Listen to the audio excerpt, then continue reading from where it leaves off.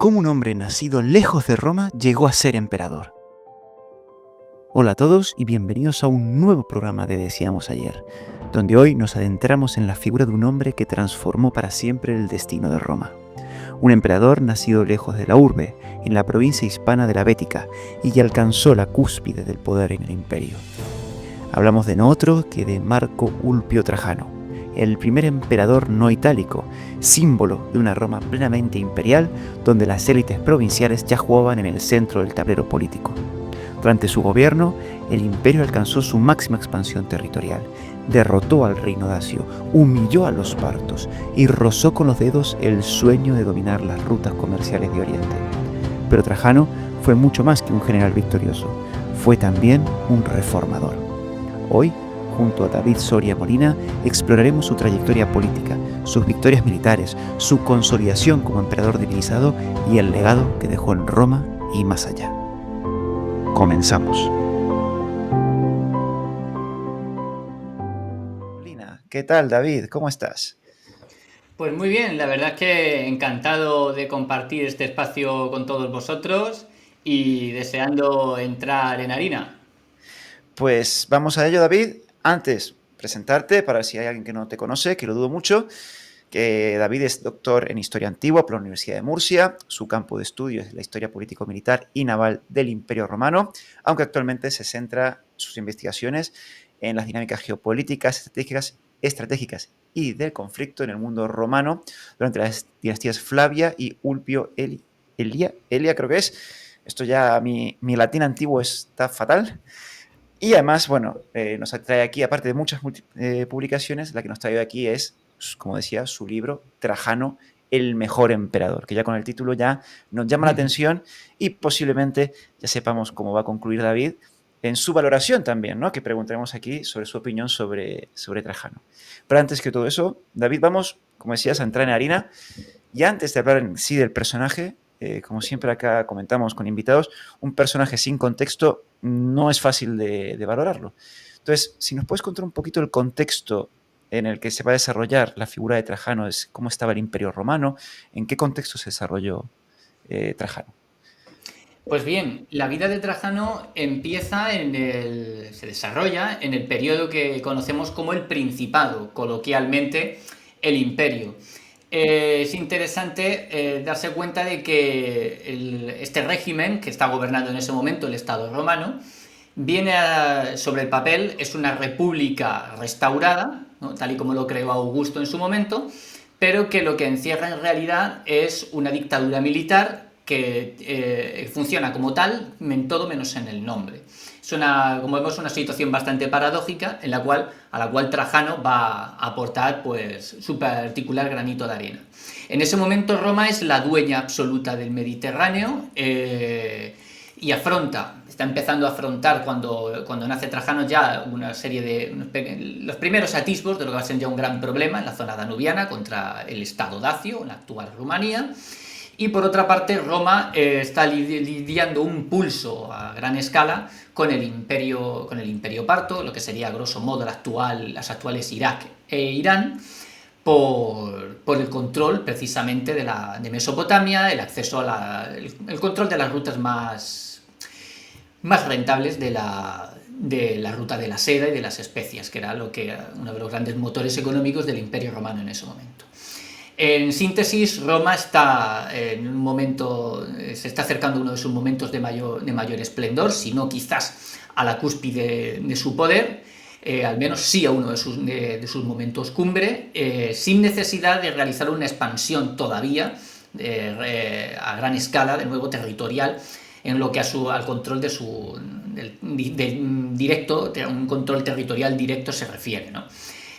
Roma, por ejemplo, controla en este momento la práctica totalidad de Germania a través de pueblos aliados y vasallos, sin ir más lejos. Es decir, en este momento Roma ha desarrollado también en gran buena medida la capacidad de proyectar su poder de forma indirecta a través de estos clientes, de estos vasallos, sin necesidad de, como vemos, todavía de seguir adquiriendo a provincias, al menos al nivel o al ritmo al que nos tenía acostumbrado, por así decirlo, en época republicana. Y este es el contexto en el que nace Trajano en el año 53 después de Cristo, cuando todavía está gobernando en el imperio la dinastía Julio-Claudia, los descendientes es decir, de Augusto y de Tiberio, de los dos primeros emperadores, que en este momento, pues, si no hierro en los cálculos, quien estaba en el trono en este momento era precisamente el emperador Nerón, el tristemente famoso, según qué perspectiva, emperador Nerón. Entonces, pero claro, aquí hay una característica de Trajano que, claro, llama la atención para el momento en el que estamos hablando, ¿no? Que él no es de la península itálica, sino que él viene de Hispania. Si no me equivoco, es el primer emperador que nace fuera de lo que sería la península italiana. Entonces, ¿cómo hace Trajano o cómo encontramos que este Trajano llega, tiene ese ascenso hacia el trono? ¿Cómo es posible viniendo de fuera de la península italiana? ¿Es un tema de alianzas familiares, simplemente carrera militar? ¿Cómo es esa carrera? Pues es un poco una combinación de ambos factores, de los dos factores que comentabas. Hay que tener en cuenta que aunque Trajano es el primer emperador de origen provincial, no es el primer provincial que forma parte de la clase más alta política del Imperio Romano en este momento, del llamado orden senatorial, de los integrantes del Senado. Ya uno de los primeros provinciales de origen hispano con gran poder en el Senado fue Cornelio Balbo, el gran secretario de Julio César. Tras él vinieron otros muchos. Trajano pertenece precisamente, su origen provincial va a ser determinante porque en la provincia de la Bética residen, también en la Tarraconense, residen algunas de las dinastías senatoriales de origen hispano más poderosas, con más poder económico y con más peso dentro del imperio ya en época Julio-Claudia. Estamos hablando de familias como los Ulpios, es decir, la familia del propio Trajano, los Helios, la familia del futuro emperador Adriano, los Annios, la familia del futuro emperador Marco Aurelio y otras tantas gentes, ¿no? como las llamaban los romanos a las dinastías, por así decirlo, las dinastías nobles. Pues bien, todas estas familias de origen hispano, bien, tanto nativos, romanizados a lo largo de los siglos III y II antes de Cristo, como también inmigrantes itálicos afincados en Hispania que prosperaron en la región y llegaron al rango senatorial, ascendieron al rango senatorial en ese momento. Pues bien, todas estas familias se enriquecieron especialmente gracias al comercio del aceite de oliva, que era fundamental y que dio lugar, por ejemplo, a la erección de una octava colina en la ciudad de Roma, el llamado Monte Testaccio, ¿no? como se le conoce hoy en día, solo a base de los restos de las ánforas en las cuales se transportaba el preciado oro líquido, ¿no? Procedente de la península ibérica. Pues bien, estas familias enriquecidas gracias a este comercio y también a otras actividades económicas, accedieron en primer lugar al orden senatorial y a partir de ahí empezaron a establecer alianzas tanto con las élites itálicas como, por ejemplo, con otros círculos de poder del imperio, como eran las élites del sur de la Galia y del Próximo Oriente, fundamentalmente de Asia Menor en ese momento. Todas estas alianzas de las distintas estirpes y este buen posicionamiento de las estirpes hispanas, les iban a permitir precisamente a sus miembros acabar integrándose en el núcleo de poder del imperio, fundamentalmente en el entorno de los consejeros más importantes, es decir, del Consilium Principis, del Consejo del Emperador, reinante en ese momento. Hay un momento axial, un punto de cambio en este proceso que acelera un poquito esta evolución, que es cuando se produce la caída de Nerón, estalla la guerra civil del año 69 después de Cristo y el emperador Vespasiano, fundador de la dinastía Flavia, sale triunfante. Uno de sus grandes colaboradores es el padre de Trajano, que se llamaba exactamente igual que él, Marco Ulpio Trajano.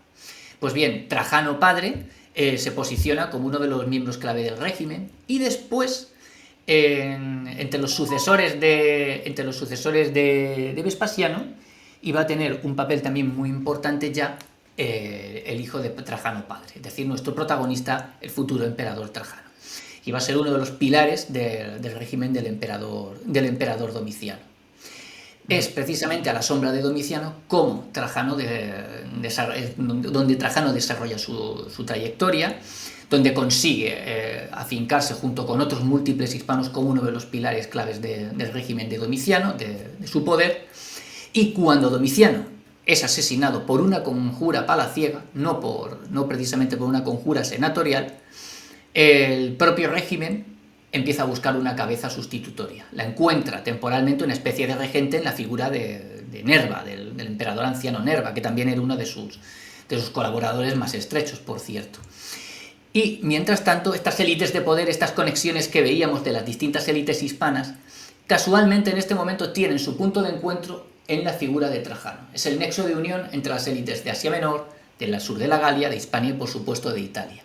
Y además es un general que en ese momento pues estaba ya cosechando victorias militares en la zona del Danubio, en su momento originalmente en nombre de Domiciano, después ya en nombre del emperador Nerva, y que con lo cual al tener buenas alianzas, una buena trayectoria política ya en ese momento y por supuesto también una buena trayectoria militar, en un momento dado el propio régimen y las élites de los círculos de poder del imperio acaban encontrando en Trajano al emperador de largo recorrido ya de consenso.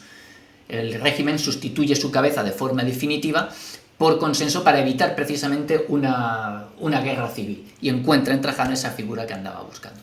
Sería un poquito el resumen de cómo Trajano, viniendo de las provincias, termina convirtiéndose en emperador y cómo además ese origen provincial en realidad es determinante y concretamente hispano para que convertirse en emperador en ese momento. Claro, esto es interesante, porque claro, no es que Trajano aparece de la nada, aparte de un militar brillante, que eso por descontado, sino que ya había, por así decirlo, el sedimento listo para que alguien de Hispania, quien fuera, pudiera posiblemente acceder a esa posición de poder, porque ya estaban esas alianzas y esa influencia de la provincia de Hispania creada en ese momento. Esos intereses ya estaban ahí. Totalmente. Esa es la clave del acceso de Trajano al imperio, ¿no? Del acceso de Trajano al trono. Es precisamente que no se trata de ninguna revolución, se trata del hecho de que los hispanos ya están muy bien integrados en las élites, en la cumbre del imperio, en el entorno más cercano al poder, con lo cual es un proceso natural que al final, en cuanto uno de ellos destaque un poquito más o se convierta, como vemos en la figura precisamente de Trajano, también en el punto de unión de los intereses de distintos grupos, en un momento, en un vacío de poder, sea él el elegido para llenar precisamente ese vacío y en este caso instaurar una nueva dinastía. Entonces, vamos un paso atrás y vamos a ver la trayectoria militar de Trajano, ¿no? Porque también esta parte es fundamental, como comentabas, ya en este momento cuando accede al poder, ya es un militar que cosecha victorias, que tiene cierta fama, lo cual en Roma es importante. ¿Cómo se inicia esa carrera militar de Trajano? ¿Es junto a su padre? Pues precisamente sí, la trayectoria militar de Trajano se inicia, y yo pienso que además de una forma muy feliz para Trajano, dada su personalidad, a la sombra de su padre en Oriente. Trajano padre es destinado en época del emperador Vespasiano, Trajano padre originalmente había sido un comandante de una legión a las órdenes del futuro emperador Vespasiano durante la primera gran guerra judía hacia el año 66 después de Cristo.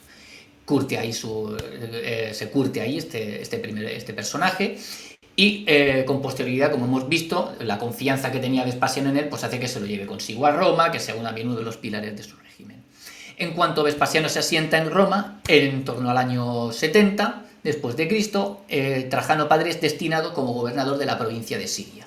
¿Por qué? Porque en ese momento hay una escalada de la tensión con el imperio parto en esta región y Trajano padre es destinado a la zona para controlar el conflicto y dirigir las operaciones más o menos a pequeña y media escala contra el imperio parto.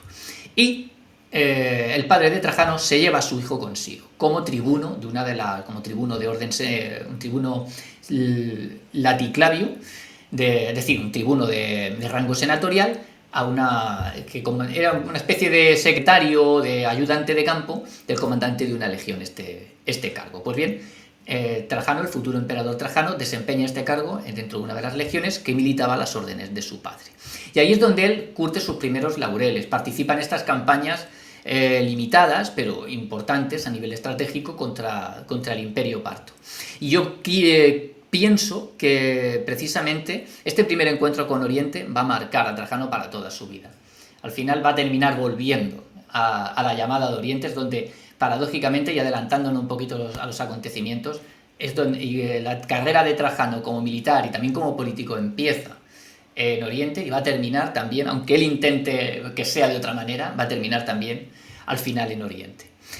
Una vez arranca este primer peldaño dentro de su trayectoria militar, Trajano ya desempeña otros cargos, también a nivel político, dentro de Roma, y ya en época del emperador Domiciano es nombrado comandante de la Legión Séptima Gémina aquí en León, que recibe precisamente la ciudad, León, Legio, recibe su nombre por haber sido el acuartelamiento de una legión romana, de esta legión romana, durante siglos, al final, con el paso del tiempo.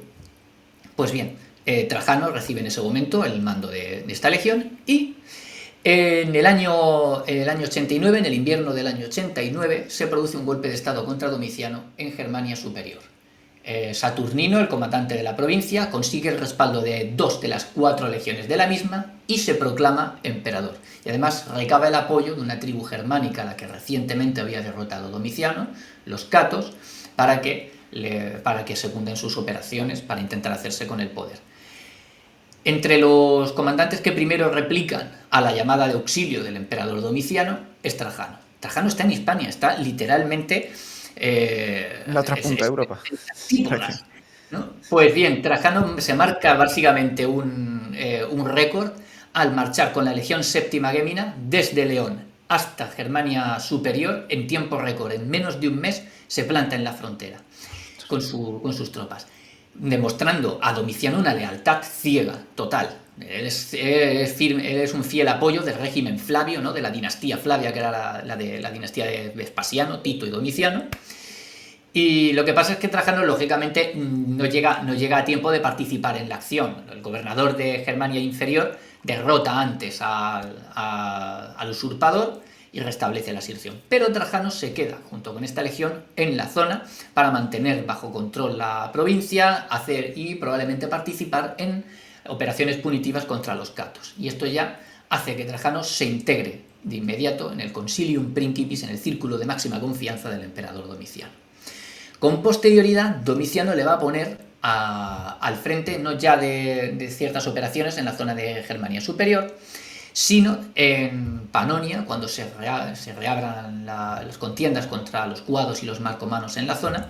Trajano es nombrado gobernador de la provincia de Panonia, puesto al frente de todo el ejército de la misma, y junto con un amigo íntimo de Trajano, que era gobernador de la vecina provincia de Mesia Superior, ambos van a dirigir las campañas contra estos pueblos germánicos al norte del Danubio. Lo que pasa es que Domiciano no va a llegar a tiempo de dirigir también personalmente, de sumarse a las operaciones, porque, como sabemos, en el año 96 después de Cristo, en septiembre del 96, es asesinado. Trajano y su amigo Longino, pero sobre todo Trajano, va a cosechar los laureles de estas operaciones ya bajo el imperio de Nerva. Y van a ser los informes de las victorias de Trajano en Panonia lo que va a facilitar a Nerva que adoptar públicamente a Trajano como sucesor y como hijo también, para sucederle en el trono. Es decir, no es una decisión espontánea. El entorno de poder que rodeaba en ese momento a Nerva ya había decidido que tenía que ser Trajano. Trajano probablemente era consciente, solo había que buscar el momento oportuno para hacer pública la noticia y para que con la suficiente fuerza política como para asegurar todos los mecanismos del poder en torno a Nerva, que tenía una posición en aquel momento un poco frágil, y también, por supuesto, en torno a la persona de Trajano. Y es así un poquito, esta es la trayectoria que lleva a Trajano, la trayectoria militar de Trajano antes de convertirse en emperador. Puede parecer poquita cosa, es decir, hay varios detalles, como esa marcha fulgurante, pero no conocemos muchos más detalles de las operaciones, de cuál fue la escala de sus victorias, como para mandar cartas laureadas a Nerva. Desde luego sus éxitos contra Guados y Marcomanos tuvieron que ser verdaderamente importantes, pero no se conoce más. Y esto es un detalle interesante a tener en cuenta. ¿Por qué? Y es porque, aunque Trajano es un hombre del régimen, es un miembro de confianza de Domiciano, al igual que la mayor parte de los pesos pesados de la élite senatorial, tras el asesinato de Domiciano hay un sector del Senado que decide súbitamente que nunca había sido leal a Domiciano y que propone una damnatio memoriae contra Domiciano. Y para evitar precisamente la caída en una guerra civil, el propio régimen consiente en que la cabeza recién asesinada sea denostada públicamente. ¿Cuál es el problema? Que cuando Trajano asciende al poder, el régimen tiene que justificar que Trajano tiene una trayectoria solvente, pero claro, ¿cómo la ha tenido? A la sombra de Domiciano. Tiene que justificar la trayectoria de Trajano, pero al mismo tiempo intentando hacer cuanta menos mención a Domiciano, al que políticamente se ha decidido dejar a un lado, pues cuanto menos se le haga mención, mejor. Entonces, son esta especie de malabarismos de la historiografía romana, sobre todo en época de Trajano, lo que no nos ha permitido constatar los detalles del todo de su trayectoria militar antes de ser emperador. Y es por eso ese intento de los historiadores de la época, como por ejemplo el propio Plinio el Joven, por intentar que no se supiera, bueno, sí, Trajano es un gran militar, pero ¿por qué? Porque sirvió un emperador, pero no vamos a dar más detalles. Mejor olvidarlo. Sí, porque te iba a decir, o sea, por lo que estabas contando, parece que la parte familiar, esa parte de las alianzas de esas familias hispanas, tiene mucho más peso que la carrera militar, porque la carrera militar es que sabe a poco, sabe realmente, uno espera algo, mucha más gloria, muchas más victorias, pero es verdad que sabe poco. Claro, ahora si añades eso, que venga, vamos a borrar esta parte de la historia, claro, Trajano es víctima de ello, de su época. Totalmente. Y además, en parte quizás de forma voluntaria. Hay que tener en cuenta que Plinio el Joven, que es uno de los grandes autores de estos malabarismos historiográficos, como decíamos, es junto con Dion de Prusa uno de los grandes ideólogos ya del régimen de Trajano cuando está en el poder. Entonces, se puede ahí percibir también la propia mano, incluso a lo mejor de Trajano a nivel público, de intentar, bueno, vamos a ver cómo evito hacer mención expresa a mi relación con Domiciano, aunque hay que tener en cuenta que era conocida por todos los miembros, por toda la élite, porque la mayor parte también habían militado y habían sido leales a Domiciano con unas pocas excepciones. Claro, pero todos entendían, por así decirlo, cómo funcionaba la propaganda política de cara a la posteridad, por así decirlo, ¿no? Es decir, ostras, a este lo vamos a borrar de la historia, yo no quiero estar relacionado con esta persona, porque si no me lleva al agujero negro con él. Totalmente. Ostras. Entonces, ya trajeron el poder. Claro, yo por lo que entiendo, la posición, digamos, de emperador, por llamarlo de forma coloquial, esta posición de poder, es una posición tremendamente frágil que depende de todas estas familias. Y entiendo que Trajano entendía que su posición era inestable o débil, dependía de que mantuviera leales a estas familias. Él intenta, por así decirlo, centralizar el poder en él para no depender tanto de este equilibrio.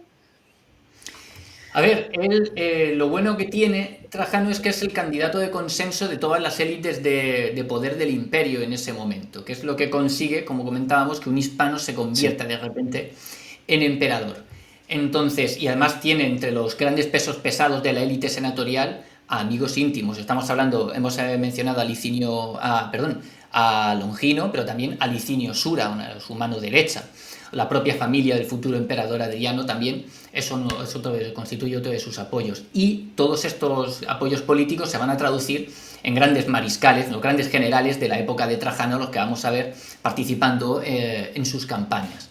Claro, pero realmente el problema que tiene Trajano en cuanto a su posición viene sobre todo de que de él se espera que solvente toda una serie de problemáticas en política exterior que estaban teniendo lugar en ese momento, fundamentalmente en este momento contra el Estado dacio, y que Domiciano estaba intentando resolver, pero su asesinato deja a medias. Es decir, Trajano necesita continuar la obra de Domiciano y hacerlo por todo lo alto. También para justificar, por supuesto, como cualquier emperador, porque imperator en Roma, no nos olvidemos, significa general victorioso. El emperador en el régimen del Principado en el cual nos estamos moviendo es un protector de la República, pero la República supuestamente sigue funcionando con normalidad. Es alguien que detenta todos los poderes militares para evitar que la aristocracia se masacre mutuamente como en época de Julio César o de Cayo Mario, para resumirlo de forma sí, sencilla. Entonces, de lo que se espera de un imperator es precisamente que sea digno de ese título, que obtenga más victorias, que mantenga la seguridad del Estado y, a ser posible, acreciente su gloria hacia el exterior con nuevas conquistas, con nuevas campañas, trayendo botín a Roma y afianzando la posición de Roma como el único poder universal válido. Roma en este momento está desarrollando también su idea, el concepto de ser una especie de imperio universal. Roma ejerce el poder bien sobre todo el mundo, bien de forma directa o bien de forma indirecta, convirtiendo al resto del mundo en sus vasallos. Y si hay una parte del mundo que no está dominada por Roma, es porque probablemente sea la parte del mundo que no merezca la pena o porque ya le tocará el turno. Pero es labor de los emperadores conseguir, por así decirlo, esa meta. Y es eso lo que Trajano tiene que demostrar ahora mismo. Ser capaz de poner fin a los desafíos exteriores y, a su vez, acrecentar también el poder de Roma, convertir a Roma en el gran desafío, en la gran pesadilla, por así decirlo, de otras potencias que aún no son lo suficientemente, desde la óptica romana, inteligentes como para asumir que lo mejor es ser leal a Roma y punto. Pero a nivel intestino de estas familias y de la consolidación política del poder de Trajano a nivel interno, sí es cierto que Trajano va a dar pasos muy importantes en la consolidación del Principado como en la forma ya no de una dictadura militar soterrada, sino de una monarquía absoluta sancionada por la divinidad y que se ejerce por pleno derecho. Es unos primeros pasos que dio Augusto al intentar configurar el régimen del Principado, bueno, al intentarlo no, al configurarlo, a darle forma de pleno derecho, y que es una obra que fue continuada poquito a poco por los emperadores sucesivos. Domiciano intenta dar un paso bastante grande en la consolidación del Principado como una monarquía absoluta, como una autocracia total. Lo que pasa es que le pasa como a Julio César, le faltó tacto y con eso se ganó algunos enemigos y facilitó que luego su figura fuera denostada posteriormente. Trajano empieza su imperio con una muestra total de respeto hacia el Senado, pero además que incluso podría parecer incluso que suponía una especie de retroceso varios imperios hacia atrás, ¿no? Varios reinados, ¿no? Por así decirlo, de emperadores hacia atrás. Pero en realidad lo que Trajano hace es ni más ni menos que replicar la estrategia de Augusto, es siempre hacer que sea el Senado el que realmente te sancione todos los poderes que tú estás buscando. Y Trajano, con su prestigio militar ya como emperador, consigue los réditos necesarios para que al final sea el propio Senado el que le vaya concediendo todos esos poderes, vaya ayudando al régimen de Trajano a consolidar de forma decisiva la autocracia imperial. Trajano supone en este sentido otro hito, junto con el propio Augusto, en la evolución, por lo tanto, del Principado hacia lo que va a ser el dominado, la época del Bajo Imperio, donde los emperadores ya son definitivamente soberanos absolutos, sin ningún tipo de contrapeso político. Además, junto a una serie de medidas muy amplias, tanto a nivel administrativo como a nivel ideológico. Y aquí viene una nota muy interesante. Entre estos pasos, por ejemplo, a nivel ideológico, Trajano es asimilado al principio de su imperio con Hércules, con una especie de héroe que llega a Roma, por así decirlo, para salvarla de sus monstruos, externos e internos. Pero una vez Hércules triunfa, Hércules merece ser un dios, merece ser divinizado. Y es en ese momento cuando el Senado le empieza a intentar otorgar, y Trajano estratégicamente al principio lo rechaza, el título de Optimus Princeps, de el mejor emperador, para traducirlo de forma general. En realidad sería el príncipe óptimo, ¿no? Pero bueno, es con las... Se entiende, sí. Como el mejor, el más adecuado, sí. Efectivamente. Pues bien, pero hay que tener en cuenta que ¿quién es óptimo en Roma, aparte ahora mismo de Trajano, una vez ya acepta el título que le concede el Senado? Júpiter óptimo máximo. Se está asimilando a Trajano con Júpiter y se está convirtiendo ideológicamente a Trajano, y eso es lo que sus ideólogos, como el propio Plinio el Joven y sobre todo Dion de Prusa, un griego, transmiten en sus escritos, que se está convirtiendo a Trajano en un emperador providencial, puesto en el trono directamente por la mano de Júpiter. no por la mano de nadie más. El Senado lo único que está haciendo es reflejar la voluntad de los dioses. Y eso es uno de los pasos también fundamentales. Trajano está dando pasos muy importantes en convertir, en sancionar, no solo en dar carta de naturaleza a una monarquía absoluta, sino en facilitar también su legitimidad y evitar también nuevos problemas de usurpaciones y de cuestionamiento del poder central a través de su vinculación a un poder divino, a su sanción por parte de un poder divino. Ostras, pero claro, todo empieza...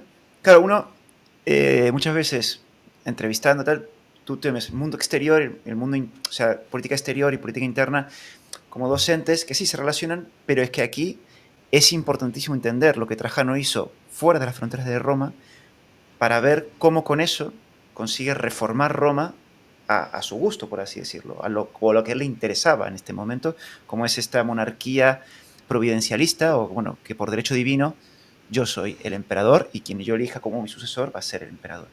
Entonces, David, vamos a la política exterior entonces. Perfecto. Claro, comentabas, uno de esos grandes problemas es en Dacia, contra los dacios. ¿Qué problema había ahí? Y bueno, me imagino, pero bueno, ¿cómo lo solventa Trajano?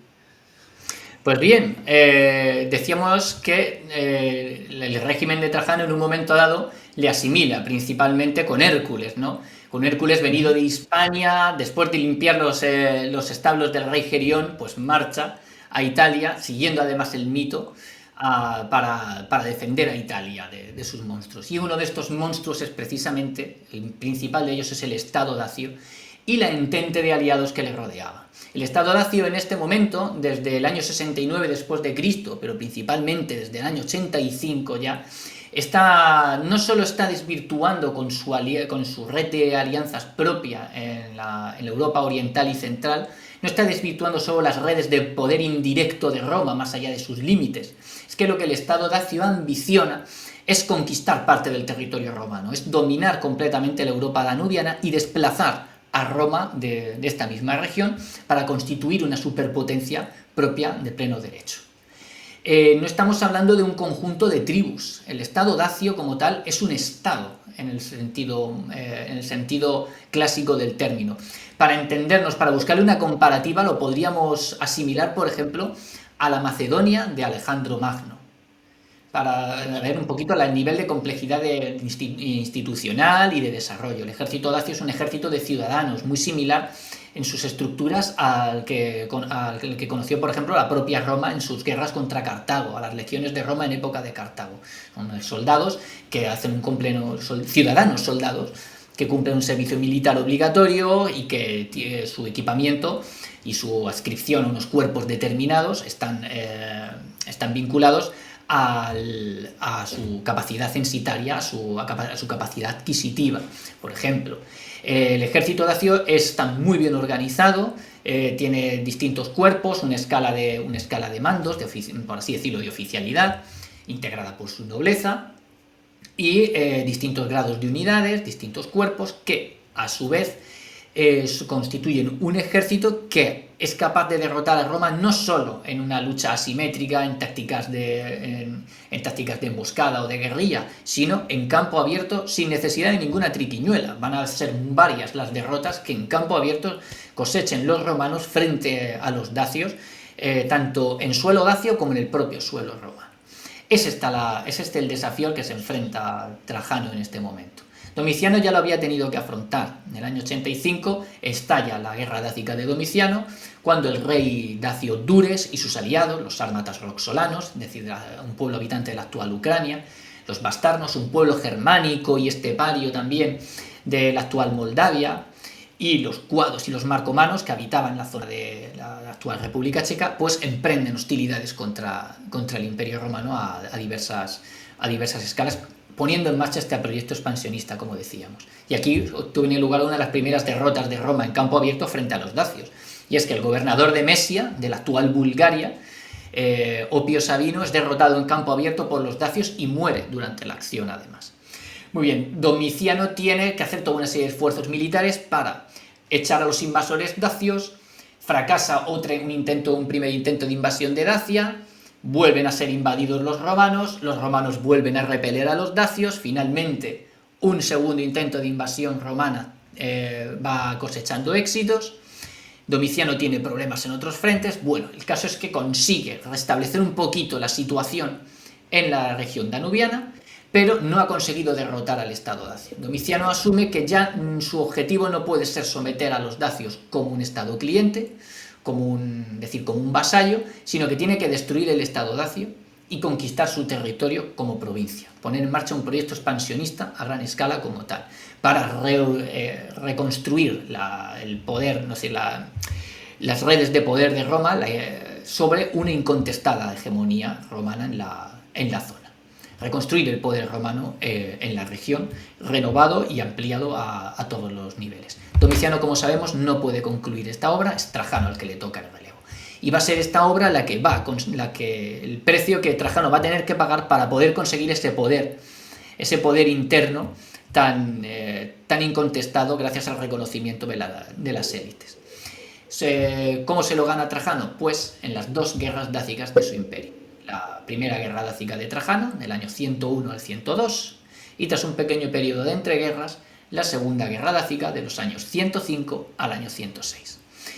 El conflicto decisivo va a ser la primera guerra dácica, porque es el momento en el cual Trajano primero destruye totalmente la capacidad ofensiva del Estado dacio, lo pone a la defensiva al Estado dacio y a sus aliados, que en ese momento estaban capitaneados por el rey dacio Decébalo. Va a ser la gran némesis, por así decirlo, de Trajano en estos conflictos. Tras poner a la defensiva a Decébalo y sus aliados, Trajano se interna, invade el Estado dacio y consigue anexionarse la mitad más o menos del territorio dacio y desarticular la red de alianzas del reino dacio. Pero para evitar correr riesgos y que un ejército, porque los ejércitos romanos estaban en ese momento extenuados, bastante desgastados por unas campañas muy duras, Trajano decide dejar todavía al Estado dacio existente, le manda guarniciones a distintos puntos claves del reino y lo convierte en un Estado vasallo temporalmente, pero con la idea de reabrir el conflicto a corto plazo. Este conflicto vuelve a estallar en el año 105 y es en esta contienda, tras un contraataque a gran escala inicial que tiene algunos éxitos por parte de Decébalo, los romanos vuelven a la carga y finalmente el Estado dacio es completamente conquistado por parte de Roma. Sus aliados son sometidos al poder romano, algunos a costa también de algunas campañas adicionales, en este caso lideradas por el futuro emperador Adriano. Y Roma reasienta de nuevo su poder incontestado, su hegemonía absoluta sobre la Europa danubiana y oriental, con una nueva provincia, con la provincia de Dacia. Y es este gran éxito que anula a una gran amenaza a nivel territorial en el continente europeo, lo que le va a dar carta de naturaleza a su vez, le va a dar el prestigio necesario a Trajano y a su régimen para dar los pasos, los cambios políticos que hemos descrito sucintamente antes. Claro, y no me extraña. Pues, claro, el desafío que se enfrenta es gigantesco, porque ya no es solo ganarle a los dacios, es destruirlos y al mismo tiempo mandar un mensaje a todos los demás de decir, bueno, lo de antes fue un tropiezo y acá venimos en serio, somos Roma, somos incontestables, así que piénsate dos veces si te quieres aliar con uno que vaya contra nosotros. Y todo lo consiguió absolutamente todo. Es sorprendente. Y aparte muy poco tiempo, porque son pocos años realmente. Y realmente son 6 años con un impasse de 2, realmente, un pequeño periodo de tregua, con lo cual son campañas cortitas pero muy duras. El nivel de desgaste que asume el ejército romano en ese momento frente a un enemigo como tal es tremendo, lo cual también da una idea también de la capacidad de Trajano como estratega, igualmente de sus enemigos, pero por supuesto de la capacidad militar del Imperio Romano en ese momento. Y antes de pasar, claro, porque comentabas, ¿no?, que Trajano volverá a Oriente, ¿no?, a pesar de que él no quiera, pero claro, también en política exterior hablabas del comercio de Roma, ya es un comercio floreciente. Me imagino que aquí también Trajano tendría algo que hacer en política exterior. Y solo con respecto al comercio, para, no sé, promoverlo más, aumentar ese comercio, porque al final entiendo que es dinero para pagar a sus tropas desgastadas y también para financiar sus reformas. Por supuesto. De hecho, realmente es el eje en torno al cual gira buena parte de la política exterior del Imperio Romano, los grandes proyectos de política exterior de Roma a lo largo en época del Principado. Para ponernos en contexto, a través de la ruta de la seda y las especias, lo que estaba ocurriendo era una conexión directa entre el Mediterráneo, como concepto general, y China, pasando por la India, con el subcontinente indio. Se trata de la red comercial más rentable e importante de la historia en ese momento. Es probablemente el primer experimento de globalización de la historia. Para hacernos una idea, los partos, prácticamente la mitad de su presupuesto se financiaba a base de lo que adquirían, cobrando tasas a este comercio. No me va a salir ahora el palabra con lo peaje, ¿no? que está. Con peaje. Los peajes, los aranceles, cobrando aranceles por este comercio. Era una zona de paso fundamental, la región del imperio, la región controlada por el Imperio Parto, fundamentalmente Mesopotamia y el Golfo Pérsico. Era por donde pasaban las rutas más centrales y más rentables de este comercio. ¿Qué pasa? Están en manos del Imperio Parto. Roma quiere acceder a ellas, quiere acceder a ese comercio. Y en época de Augusto, mientras no consigue hacerse con el control de Mesopotamia y del Golfo Pérsico, Roma busca una alternativa, y es salir por el Mar Rojo desde las costas de Egipto hacia el Océano Índico y directamente hacia las costas de la India. Ya en época de Augusto, probablemente entre la cuarta y la tercera parte del presupuesto del Estado romano, de las ganancias solo en concepto de impuestos al comercio que tenía Roma, solo en concepto de impuestos al comercio, para entendernos, Roma se embolsaba entre la cuarta parte y la tercera parte de su presupuesto anual. Era tremendo lo que se ganaba, y estamos hablando de una ruta comercial que era razonablemente cara. Las flotas comerciales necesitaban no solo abastecer sus propios buques, su propia marinería, necesitaban marinos expertos que costaban un dinero que había que pagar. Protección, porque la flota romana tenía el alcance que tenía dentro del Mar Rojo. Ya más adelante las flotas comerciales necesitaban protección propia frente a piratas y otras amenazas, y también los riesgos que suponía simplemente una navegación en mar abierto, habiendo cogido el truco, por así decirlo, por primera vez a los vientos monzónicos, en viajes que duraban realmente un año de ida y de vuelta muchas veces. Es decir, eran empresas que costaban muchísimo dinero y que no estaban al alcance de cualquier comerciante en aquel momento, por ambas partes, no solo los romanos, sino también los indios y otros pueblos centroasiáticos mandaban sus propias expediciones comerciales por esta ruta a Roma. Lo que Roma desde época de Augusto, a pesar de encontrar esta ruta, pretende es precisamente optimizar los réditos. Si solo con una ruta que tiene tantos costes, Roma en concepto de impuestos, por no hablar de otros beneficios aparejados, es capaz de ingresar todo ese dinero, que no podría conseguir reduciendo la ruta a menos de la mitad, conquistando Mesopotamia, que a su vez es un territorio tan rico o más incluso que Egipto, con todo lo que sabemos que aportaba Egipto. Era el granero de Roma y también aportaba una gran cantidad de dinero que podría aportar per se Mesopotamia. Pero me estoy desviando.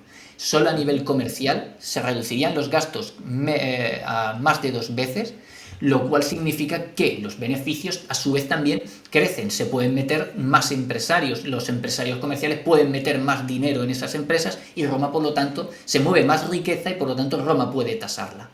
Es decir, el gran objetivo de Roma desde época de Augusto, marcado en su agenda, es desplazar al Imperio Parto de Mesopotamia y de Armenia. Armenia se necesitaba para garantizar también la seguridad de Mesopotamia y por lo tanto llegar al Golfo Pérsico y hacerse con el control de las rutas comerciales más rentables dentro de la ruta de la seda y de las especias.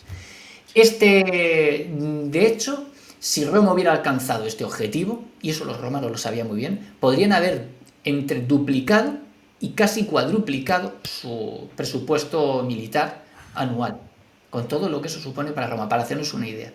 Este es el objetivo que Trajano, una vez derrotado el Imperio Parto, se va a poner de cara el dacio. a Oriente. Los dacios. ¿Te refieres a los dacios, no? Eso, una vez derrotado los dacios, es el objetivo es que Trajano, una vez ya tiene asegurado el frente europeo, Trajano se plantea Claro. abrir esta agenda oriental. Los emperadores Flavios ya habían dado pasos, anexionándose reinos clientes que tenían en la zona de Oriente y, por lo tanto, consolidando la presencia romana en toda la región de cara a un futuro proyecto expansionista. Trajano culmina esta obra en paralelo al final de la Segunda Guerra Dácica, anexionándose en el año 106 el reino vasallo de los nabateos, convirtiéndolo en la nueva provincia de Arabia. El interés además del reino de los nabateos era que salía al Mar Rojo y por lo tanto también controlaba rutas comerciales y caravaneras muy importantes y también tenía mucha presencia por lo tanto en la zona del Mar Rojo, con lo cual lo que Trajano está haciendo por una parte es consolidar el poder romano en la zona, continuando la obra de los Flavios, pero también asegurando el poder romano en el Mar Rojo, asegurando no obstante esa ruta que parte de Egipto y del Mar Rojo hacia la India para garantizar el control total romano a todos los niveles, incluido el fiscal, para el poder romano. Pero el siguiente paso de Trajano es enfrentarse al Imperio Parto, siguiendo la estela, lo que aprendió en tiempos de su padre y también cuando estuvo sirviendo allí como tribuno militar. Claro, entonces este ataque al Imperio Parto ya no es capricho o búsqueda de más gloria, no, es una consecuencia lógica de una estrategia que viene ya de siglos atrás. Es decir, si conseguimos esto, vamos, yo creo que Roma es el imperio de la eternidad. Estaríamos hablando nosotros latino hoy en día. Totalmente. Es que básicamente es el gran objetivo geoestratégico del Imperio Romano desde, como comentábamos, desde época de Augusto, y que lo podemos ya coleando en la mentalidad de César o en la gran aventura de Craso, que realmente lo que están pretendiendo es eso. Lo que pasa es que todavía no se ha abierto la ruta del Mar Rojo en época de César y de Craso, al menos no a gran escala, pero sí tienen en mente ese objetivo. Y es que hay que tener en cuenta que aquí no solo es un duelo entre los partos y los romanos. Aquí entran en este juego, entran y tienen mucha presencia, por ejemplo, el Imperio Kushan del norte de la India y de los actuales Afganistán y Pakistán, que es una gran superpotencia de Asia Central y que intenta aliarse militarmente con Roma en este periodo en varias ocasiones. De hecho, hay momentos de coincidencia de intereses para intentar hacerle la pinza al Imperio Parto, porque los kusanos son los grandes intermediarios centroasiáticos de este comercio y están deseando también quitarse de en medio a los partos como un estorbo para sus relaciones y sus exportaciones hacia el mundo mediterráneo. También están buscando optimizar sus rutas comerciales. Hay potencias también ya del centro del subcontinente indio, que incluso me estoy refiriendo a los grandes sakas, a los príncipes sakas de la región noroccidental de la India, que en época de Augusto ya le proponen a Augusto una alianza militar contra el Imperio Parto. Hay unos cambios también en ese momento políticos en la India, los sakas pasan un poco a un segundo plano, pero de nuevo en época de Trajano están muy interesados también, siguen teniendo conexiones muy importantes con Roma. Como decíamos, los romanos mandan comerciantes a la India e importan productos de la región, tienen hasta colonias, asentamientos de comerciantes en la zona, legaciones, por así decirlo, para entendernos en sentido moderno, no colonias en el sentido moderno del término. Pero es que los indios y otros pueblos centroasiáticos tienen presencia también, tienen sus propias legaciones en Alejandría. Alejandría es un crisol de culturas en ese momento. Es en esta época donde Roma hace mejor dicho, el budismo hace sus primeros conversos en Occidente. Tenemos bustos muy curiosos de un romano togado con un moño característico del budismo en esa época, un tocado característico de budista en esta época, para que nos hagamos una idea de qué está en juego y de qué actores tenemos ahora mismo sobre el tablero. Pero nos falta China. El imperio chino, gobernado en ese momento por la dinastía Han, por los Han posteriores, estaba recuperando el control de las provincias occidentales, de su presencia militar y política en Asia Central, frente a los Xiongnu, a los que habían desplazado definitivamente. Y justo antes de que Trajano llegue al poder, en el año 97, Ban Chao, el primer gran protector de las provincias occidentales chinas, manda una misión diplomática a intentar encontrar Dakin, que para los chinos era Roma. Traducido, el término Dakin significa para los chinos la Gran China, Para los chinos, Roma es como una especie de China superlativa, casi un mundo casi ideal. Sí. Y que además es muy interesante. El resultado de esta misión va a ser frustrante para los chinos, porque estos embajadores en el año 97 no llegan nunca a contactar con los romanos directamente. Los partos, la inteligencia parta les engaña y entre comillas también les amenaza para que den media vuelta. La inteligencia parta es magnífica en esta época y consigue evitar que los chinos contacten directamente con Roma, abortar las comunicaciones. ¿Por qué? Porque los chinos también están intentando quitarse de en medio el imperio Los parto. partos. También tiene conflictos con el imperio Kushan para intentar abrirse camino hacia Roma. Entonces, para que también veamos que los chinos estaban jugando sus cartas en este mismo escenario. Pero los informes de esta misión diplomática recogidos por los textos chinos, lo que nos transmite es una radiografía de Roma que a mí me permite incluso especular con que alguno de los informadores continuara su viaje ya de forma totalmente secreta y llegar a entrar en Roma, porque estamos hablando, los informes que transmite recuerdan mucho a las instituciones republicanas, es decir, da la sensación de que los chinos no es que hayan oído campanas y no sepan dónde, sino que tienen ideas bastante claras, aunque claro, vistas desde su óptica, hay algunos elementos que resultan confusos o que parecen una idea errónea de Roma, pero hay otras muchas ideas que son muy, muy concretas, entre ellas también el monto, hacen sus propios cálculos de lo que Roma gana y puede ganar con el comercio de la seda con China y también de especias con la India, y les salen los cálculos bastante acertados. Es muy curioso ver que lo contrastamos desde las fuentes latinas y desde las fuentes chinas y hostias, casan totalmente. Con lo cual estaban también bastante bien informados. Lo que pasa es que las circunstancias de la dinastía de los Han posteriores en ese momento no le va a permitir poner todavía más carne en el asador. Tienen un momento temporal de retirada después del gobierno de Ban Chao en la zona de Asia Central y los chinos no volverán a entrar otra vez con fuerza en esa región más que hasta a principios del imperio de Adriano. Pero también están jugando sus cartas. Estamos viendo en general en lo que va a ser la guerra pártica de Trajano. Es un escenario geopolítico que va desde China, pasando por la India, hasta las columnas de Hércules. Para que tengamos idea de todo. Sí, no. Es una imagen, la verdad que dices, si no salieron todos estos poderes para sacarse en medio de los partos, fue por pura suerte, mala suerte, depende de cómo se quiera ver, porque todo el mundo estaba interesado en conectar y menos los partos, que estaban en medio, que es, vamos, que como decías tú, ¿no? No con los aranceles.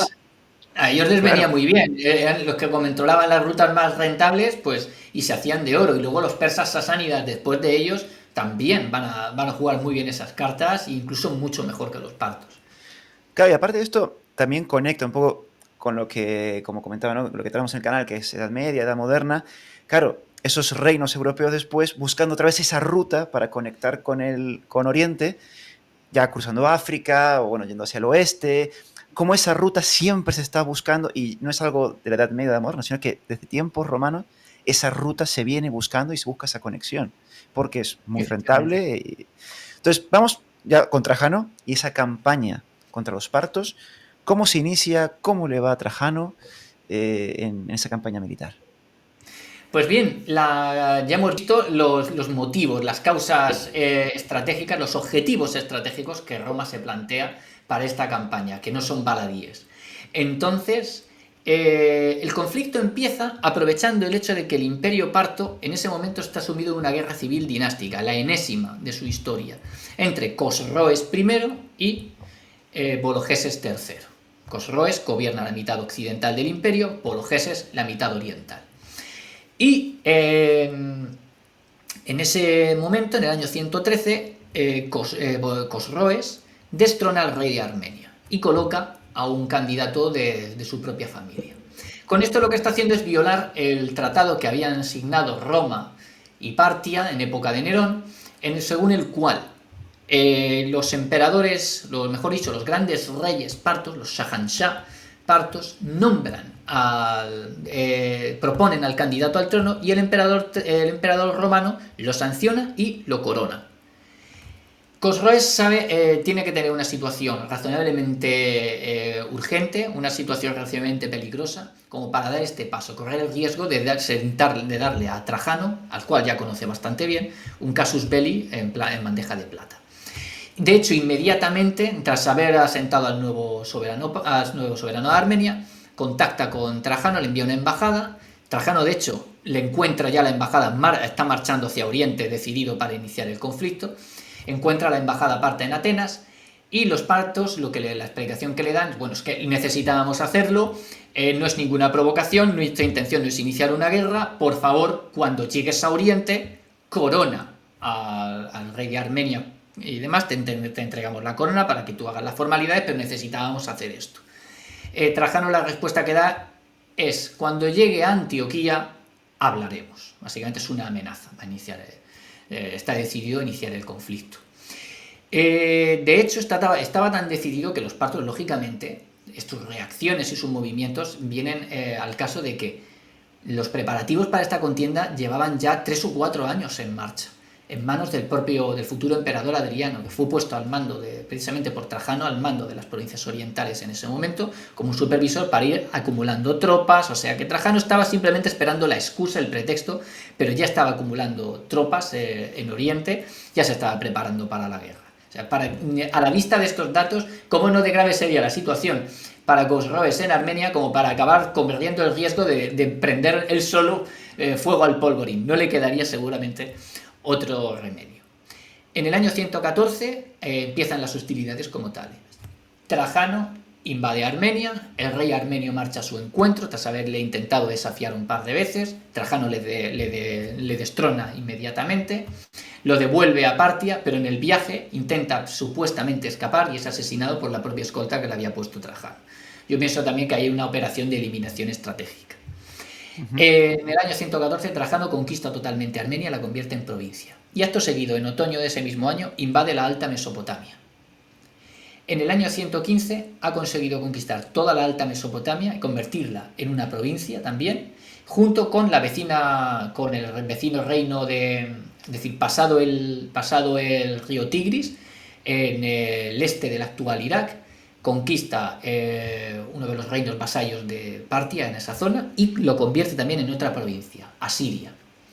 Y entre el año 115 y las primeras semanas del año 116, Trajano y sus generales mandan una maniobra de pinzas a bordo de una flota que recorre tanto el Tigris como el Éufrates contra la capital del Imperio Parto, la antigua Cesifonte, que, para hacernos una idea, está muy cerquita del actual Bagdad. Se hace una maniobra de pinzas que cerca y que flanquea las posiciones defensivas partas, y los partos tienen que resistir en Cesifonte, al pie de la ciudad, el tiempo necesario se libra una batalla campal a la desesperada, lo necesario como para aguantar hasta que se pueda evacuar la ciudad. Y de hecho, la situación tenía que ser tan desesperada que a Cosroes no le dio tiempo a evacuar su trono dorado, fue capturado por los romanos y de hecho perdió a una de sus hijas, que fue apresada también por los romanos en esta campaña.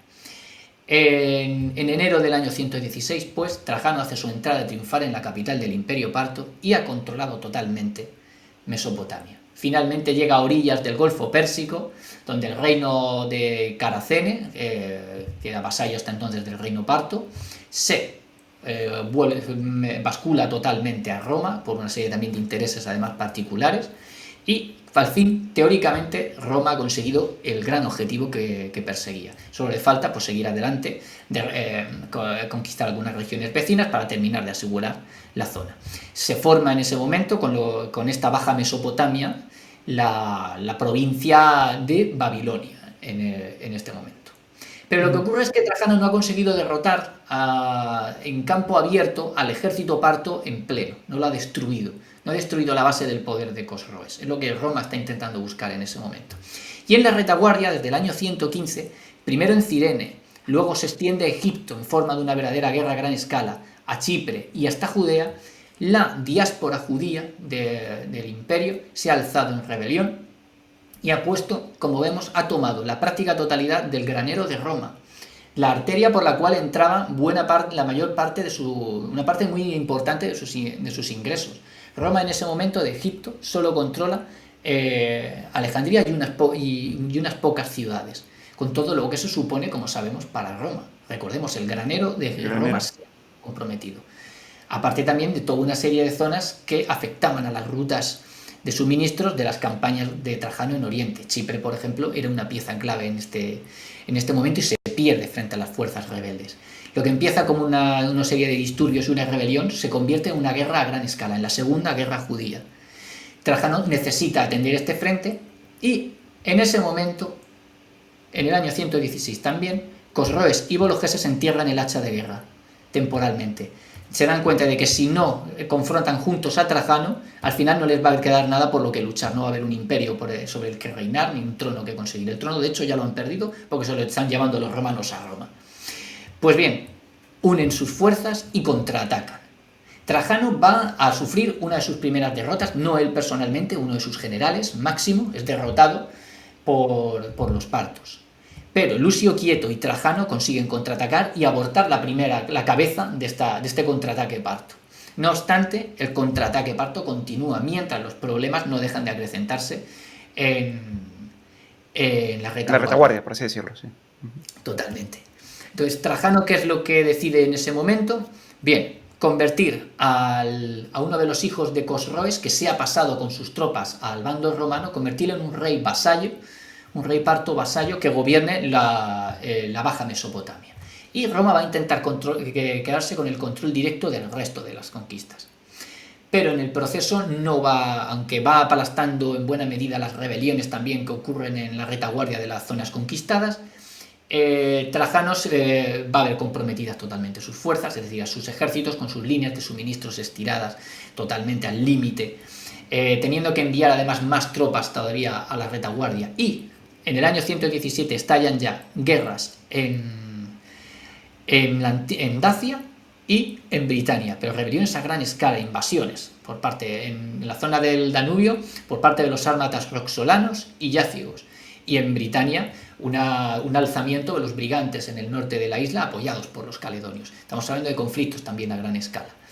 Las fuerzas romanas se ven sobrepasadas y Trajano ya en el año 117, sobre todo cuando fracasa el asedio de Hatra, donde además se pone muy enfermo. Él tenía ya también una salud un poquito quebradiza por sus costumbres, tanto por sus vicios, que le gustaba bastante el alcohol, como por su costumbre de siempre ser el primero en arrostrar peligros, en estar siempre pasando las mismas penalidades que sus tropas hasta sacarle de quicio a su entorno, a su familia. Pues bien, Trajano ya suma ese desgaste físico, infecciones que adquiere en ese asedio que además fracasa, y toma la decisión de iniciar un repliegue total de sus conquistas en Oriente. De hecho, gana realmente solo un par de reinos vasallos. Estamos hablando de Caracene y del reino de Osroene, que es puesto en manos a su vez del hijo de Cosroes, que es destronado enseguida por su padre, y entonces Trajano, para compensar, le da el reino de Osroene dentro de la Alta Mesopotamia. Bien, pero más allá, Trajano inicia una retirada total y en el año 117 deja en manos de Adriano la dirección total de las operaciones, el gobierno de la provincia de Siria también como apoyo fundamental, y emprende el camino a Roma, porque sabe que no le queda mucho tiempo y lo que necesita es volver a Roma para poner en marcha un plan sucesorio muy similar al que había puesto en marcha a su vez Nerva con él en su época. En este caso, lo que Trajano está intentando es asegurar la posición de Adriano como sucesor. Desgraciadamente para Trajano, como anticipábamos, no le va a dar tiempo de llegar a Roma, no va a poder escapar de las redes de ese canto de sirena que es Oriente, porque en el sur de la actual Turquía, en Selinunte, a la altura, durante la singladura hacia Occidente, Trajano sufre una apoplejía, se queda paralizada la mitad de su cuerpo y de inmediato desembarcan, le instalan en esta ciudad y a los pocos días pierde totalmente el conocimiento y fallece. Adriano es de inmediato proclamado emperador en cuanto se tiene noticias por el ejército de Oriente, y recibe de manos del entorno que rodeaba en ese momento a Trajano, la Augusta, Plotina, y el prefecto del pretorio, del comandante de la Guardia Imperial, Atiano, recibe tanto los informes como pues la documentación que Trajano había dejado firmada, confirmando su adopción. También recibe la felicitación del Senado. Adriano se sienta en el trono de forma razonablemente incontestada en ese momento. Ostras, entonces, ya para ir cerrando, porque estamos en la hora, claro, te pones en lugar de Trajano y te sale, vamos, cagarte en Dios es poco, porque si consigues el objetivo de Roma lo consigues y no te dura ni una semana, que ya se te están sublevando, tenés problemas por todos lados. Bueno, que también lo normal en Roma, si uno ve su historia, la frontera siempre es un problema. Bueno, en Roma, en cualquier época de la historia, ¿no? La frontera siempre es un lugar terrorífico. Y ya para cerrar, aunque ya hemos ido adelantando, ¿no? Has ido adelantando, David, vamos a hablar un poco del legado de Trajano y su memoria, ¿no? Porque hablabas de ese Optimus Princeps, que al final, claro, ya es un título enorme para ese momento y posteriormente.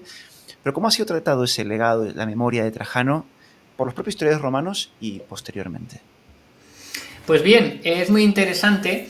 Los historiadores romanos, cuando se enfrentan a su obra política, para empezar, lógicamente la justifican. De hecho, siempre cuentan que Trajano fue muy respetuoso con el Senado, mientras te están diciendo, mientras sin darse cuenta, bueno, en realidad hay una parte que sí se estaban dando cuenta, mientras te están contando cómo se está consolidando el régimen, la autocracia imperial en paralelo. Pero Trajano va a ser recordado por la posteridad siempre vinculado a sus campañas contra Dacia. Esas que le dieron ese rédito político para poder hacer prácticamente lo que le viniera en gana dentro del propio imperio, va a ser lo que se quede para siempre para la posteridad. Tanto entre los historiadores romanos como ya en la historiografía posterior. Siempre el nombre de Trajano va a ir vinculado a Dacia, a la conquista del reino dacio, a sus campañas en la actual Rumanía. De hecho, como colofón a esta memoria, ¿no?, de Trajano y su relación con el mundo dacio, baste con mencionar que Rumanía, en su himno nacional, todavía canta a Trajano descaradamente como uno de sus padres fundadores. Aunque también es cierto que ideológicamente, tanto en época de Ceausescu como posteriormente, también el Estado rumano ha buscado una relación con su pasado, lógicamente, con su pasado dacio, como una parte de su acervo cultural y de su forma, por así decirlo, de su razón de ser. Rumanía, sin embargo, prima todavía a Roma como su ancestro, y la verdad es que, en cierto modo, con razón, porque no deja de ser una lengua latina, una islita latina, como dijo alguna vez un historiador, metida en mitad de un mar eslavo, ¿no? Entonces no deja de ser un elemento quizás singular, y también es un exponente de hasta qué punto el legado de Trajano pervive a través de estas guerras dácicas, y también de la consideración que tuvo en Roma como ese Optimus Princeps, gracias precisamente a esas campañas. Parte de ese rédito también, de esa fama de Trajano, viene del interés de sus objetivos militares, es decir, me refiero sobre todo a su política en Oriente. Lo que pasa es que suele ocurrir con los fracasos o con los planes que no salen tal y como se había esperado, que al final o se soterran o se les da un poco la vuelta. Y aquí es donde empezamos a percibir las únicas críticas directas hacia la persona de Trajano por parte de la historiografía romana, que es para justificar por qué Trajano no consigue conquistar el Imperio Parto.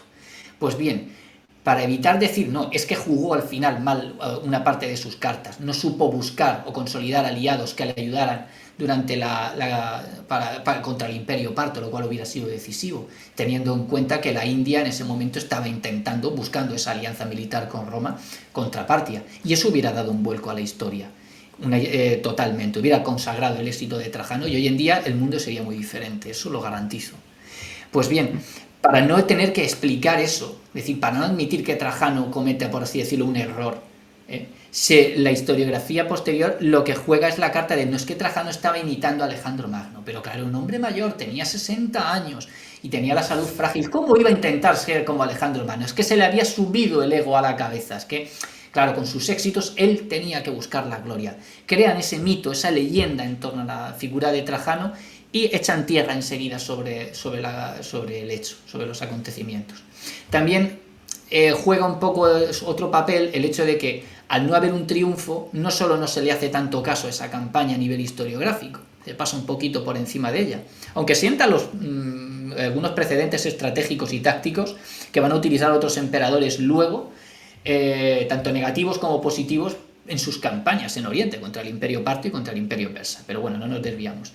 Pero no solo se echa tierra sobre el asunto, sino que además, claro, no genera un monumento como la columna trajana.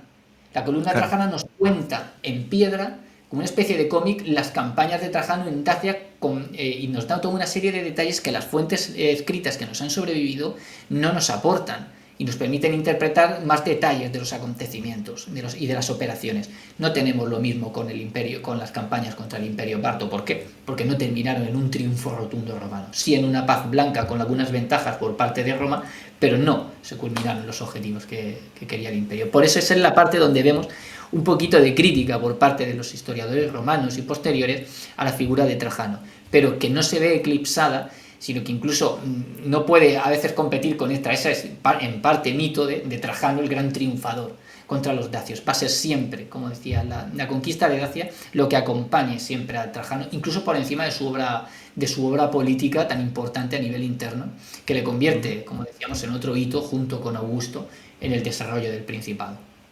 O sea, vamos, personaje fundamental de la historia de Roma, aunque honestamente, la crítica que le hacen de que se le subió luego a la cabeza, tal, yo no sé qué ha sido mejor, porque suena que ya le estaban diciendo, no, es que está viejo, chocheaba, no sabía lo que hacía, se fue para allí sin saber, y mejor que se equivocó y ya está, pero vamos, sí, por lo que me entiendo es, no solo sigue esa estela o esos objetivos, ¿no? De César, Augusto, ¿no? Tan famoso también en la historia romana, sigue el objetivo de política interna de ir centralizando cada vez más el poder, transformar en una monarquía, para entendernos de forma coloquial, y además ese objetivo de política exterior que casi, vamos a decir, lo rozó con la yema de los dedos. Yo creo que tal vez eso podría un poco, de forma muy coloquial, ¿no? Porque es importante Trajano en la historia de Roma, ¿no? Es un hito que hay que tener en cuenta y no pasar por alto. Totalmente de acuerdo con todo lo que has comentado. Pues nada, David, lo dicho, muchísimas gracias, ha sido un auténtico placer. Como digo a todos los invitados, seguramente volverás, porque la verdad que te explicas muy bien, de una forma muy dinámica y que hace muy amena la conversación. Así que, y aparte, seguramente despierte mucho interés la historia romana aquí entre mis seguidores, que la verdad que los tengo caninos con eso, no lo abordo mucho. Y nada, ya para otra ocasión dejaremos el gran debate, ¿no?, que hay en redes sociales, que decimos fuera de cámara, ¿no?, si Trajano era del Betis o del Sevilla. Eso hay que consultar las fuentes romanas, a ver de sí, qué equipo era. Hay que ponerse a ello. para ver Trajano dónde caía. Pues nada, David, lo dicho, un auténtico placer y muchísimas gracias. El placer ha sido mío, gracias a ti por invitarme y desde luego te tomo el guante cuando quieras, repetimos y seguimos adentrándonos en la historia de Roma. Pues nada, muchísimas gracias, David. A la gente que nos escucha, también muchísimas gracias por estar siempre ahí y ya nos vemos en el próximo programa. Hasta la próxima.